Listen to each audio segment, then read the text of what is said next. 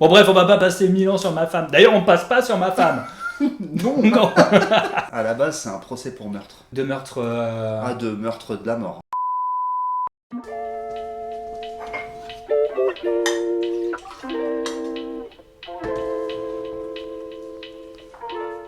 Générique.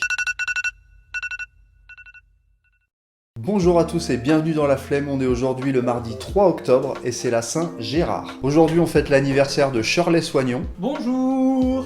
Bonjour.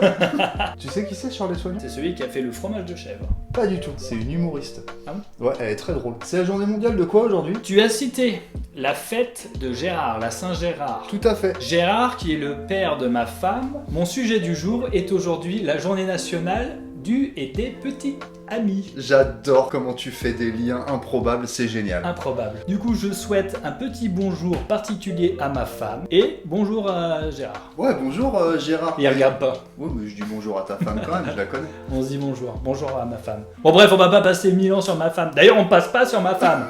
Non. Non. La Tasse TV Entertainment et moi-même, le gars de la flemme, je vais vous apprendre à avoir un petit ami. Nous allons simplifier, nous allons dire petit ami. Parce que petit ami et petite ami, c'est trop relou. Du coup, on va dire petit ami. Homme, femme, hétéro, bi, yel, là, je sais pas quoi. Peu importe qui vous êtes le bienvenu sur la Tasse TV. Mon cher ami Frédéric, Oui, c'est moi-même. une fois n'est pas coutume, je vais te mettre à contribution. Oh, Vu qu'on sait qu'il aime être acteur, je vais aujourd'hui le draguer allègrement oh merde. avec des phrases ô combien pertinentes afin de le choper. Imaginons, nous nous voyons pour la première fois. J'arrive vers lui avec une démarche tout à fait noble, tout à fait normale. Vous jouez pas à un jeu.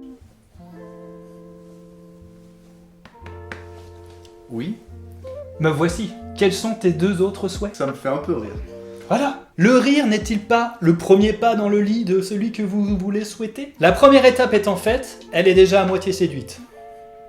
Ah oui, c'est vrai, je suis une fille. T'es une fille. Ah, j'avais oublié. Deuxième phrase. Excusez-moi, Oui, il y a un problème avec mon portable. d'accord. Il n'y a pas votre numéro dedans. Vous pouvez enchaîner avec une phrase toute simple. À part être sexy, vous faites quoi dans la vie? Si vous enchaînez les deux, dual combo. Je suis censé être séduit ou pas là? Non, pas encore. Ah. Cette troisième phrase fonctionne uniquement si vous ne portez pas de lunettes de vue. J'aimerais être bigleux pour vous voir en double. N'est-elle pas séduite? Je suis totalement séduit. Une fois le rapprochement un petit peu effectué, es-tu prêt à venir boire un verre avec moi? Tout à fait.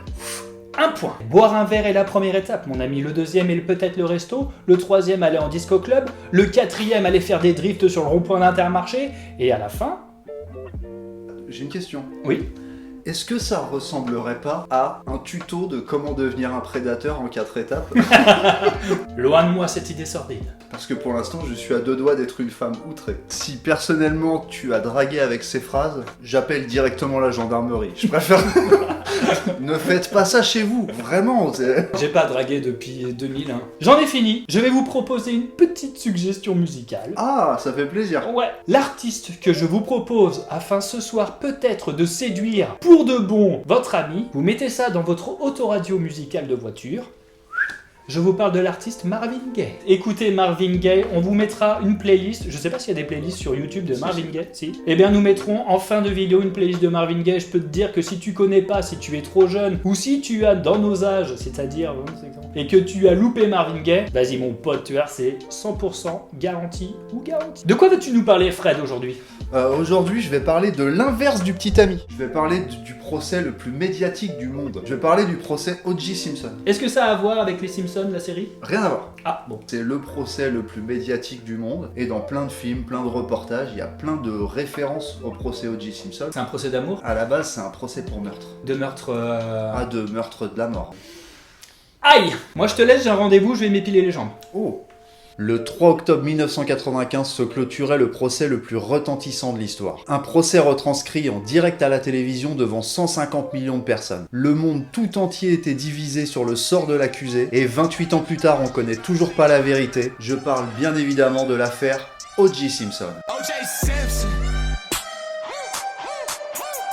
Just O.J. Simpson, c'est un ancien joueur de football américain qui est devenu célèbre, mais genre célèbre, c'est le Denzel Washington de l'époque. Peut-être le premier afro-américain avec la tête du gendre idéal. Mais le 13 juin 1994, l'ex-femme d'O.J. et son petit ami sont retrouvés morts. Mais morts, genre c'est une boucherie quoi. L'enquête s'oriente tout de suite sur O.J. Simpson, mais lui, il nie les faits. 3 jours plus tard, la justice lance un mandat d'arrêt contre lui, et bien évidemment, en bon citoyen et bon innocent, il fuit et ça part en course-poursuite. La course-poursuite sera filmée en direct à la télé. C'est à ce moment-là où c'est parti en couille, mais à un niveau. Pour bien tout comprendre, il faut savoir qu'aux États-Unis, les procès sont filmés et retranscrits à la télé. Et contextuellement, on est juste après l'affaire Rodney King. Alors l'affaire Rodney King, c'est un Afro-Américain qui s'est fait tabasser par des flics blancs. Les flics blancs s'en sont sortis.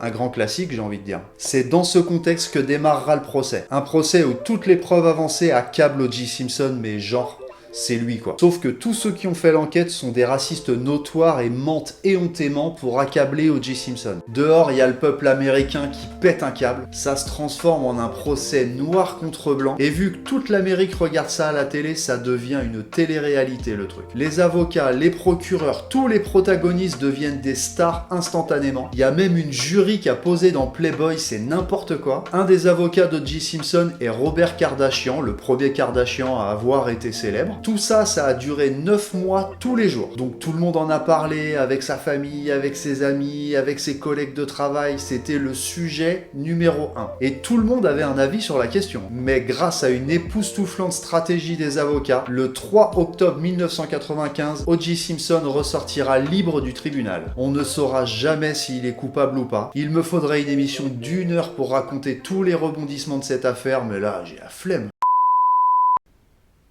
It's freestyle today. Ah mais très bien. Tu sais ce que j'ai mis dans ma note? J'ai mis démerde-toi.